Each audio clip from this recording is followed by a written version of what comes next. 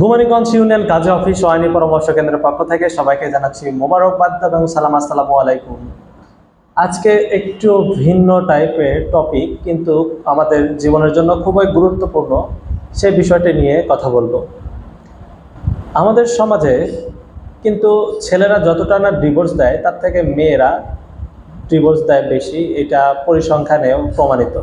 অর্থাৎ ছেলেদের থেকে মেয়েদের ডিভোর্সের হার বেশি, যেটা আমরা দেখতে পাচ্ছি।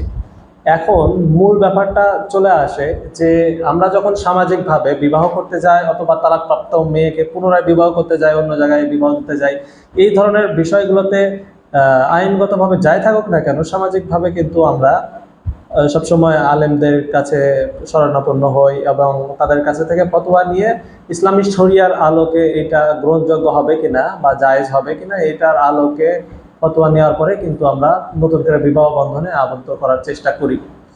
এখন অনেকের প্রশ্ন রয়েছে বা এই বিষয় নিয়ে প্রশ্ন আসে যে এই ইসলামী শরিয়ার আলোকে ছেলেরা অনেক ক্ষেত্রে 3 তালাক দিলে অনেক মাসালা রয়েছে বা অনেক ইমামের মতে যে 3 তালাক এক বৈঠকে দিলে উক্ত স্ত্রীকে পুনরায় আর গ্রহণ করতে পারে না, এটা ছেলেদের ক্ষেত্রে। আবার কারো কারো মাসালা অনুযায়ী এই ক্ষেত্রে এক বৈঠকে 3 তালাক তালাক দিলেও এটি 1 তালাক হিসাবে গণ্য হবে।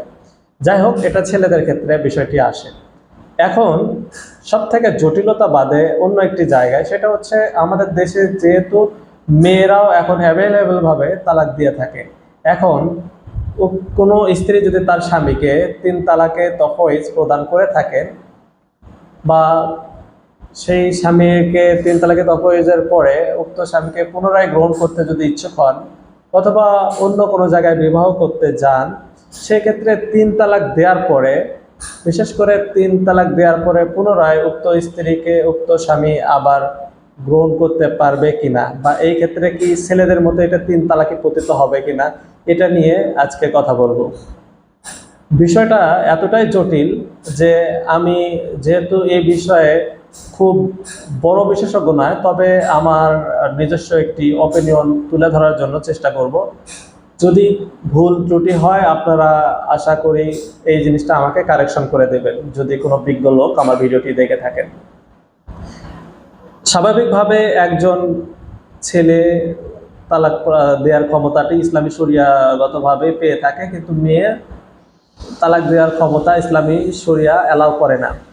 কিন্তু মুসলিম আইন অনুযায়ী একটা বিষয় এখানে ইনক্লুড করা হয়েছে, যদি বিবাহের সময় কোনো স্বামী তার স্ত্রীকে তালাক দেওয়ার ক্ষমতা দেয়, যেটা আমরা রেজিস্ট্রেশন করার সময় রেজিস্ট্রেশন বালাম বইতে 18 নম্বর কলাম যে রয়েছে, সেই কলামে তালাকের যদি ক্ষমতা দেয়া হয়, সেই ক্ষেত্রে কিন্তু উক্ত স্ত্রী কেবলমাত্র উক্ত স্বামীকে নিজের কাছে থেকে ডিভোর্স দিতে পারে। অর্থাৎ স্বামী যদি তালাকের ক্ষমতাটি তার স্ত্রীকে দেয়, অথবা থার্ড কোনো ব্যক্তিকে দেয়, অর্থাৎ কোনো অভিভাবককে দেয়, সেই ক্ষেত্রে কিন্তু তার মাধ্যমে এই তালাকটি পতিত হওয়ার একটি পসিবিলিটি থাকে। এখন ব্যাপারটা অন্য জায়গায়। আমরা যখন রেজিস্ট্রেশন করে থাকি, সেই রেজিস্ট্রেশনের সময় এই বিষয়টি কিন্তু ম্যাক্সিমাম মানুষই জানে না, বা জানে না বললেই চলে, বা এই বিষয় সম্পর্কে ধারণা নেই। দেখা যায় কাজীরা নিজের জায়গা থেকেই এই ঘরটি পূরণ করে দেয়, অর্থাৎ তালাকের ক্ষমতাটি হ্যাঁ করে দিয়ে রাখে। যদি স্পেশালি কোনো ব্যক্তি তালাকের ক্ষমতাটি আমাদেরকে বলে যে ওখানে না করে দেন, সেই ক্ষেত্র ছাড়া আমরা ম্যাক্সিমাম ক্ষেত্রেই কিন্তু না বলা সত্ত্বেও হ্যাঁ করে দিয়ে থাকি। এখন বিষয়টি দাঁড়ালো কি, যে হাঁটা কিন্তু ওই ব্যক্তির সম্মতি নিয়েও করা হলো না, বা যিনি রেজিস্ট্রেশন করতেছেন অর্থাৎ বর, তিনি কিন্তু এই বিষয়টি জানেনই না। এখন পরবর্তী সময়ে তার স্ত্রী তাকে এই যে রেজিস্ট্রেশন আইন যে রয়েছে, সেই রেজিস্ট্রেশন আইনের ক্ষমতা বলে কিন্তু তাকে পরবর্তীতে তালাকে তফাইজ অর্থাৎ নিয়ে তার হাজবেন্ডকে 3 তালাক প্রদান করলো।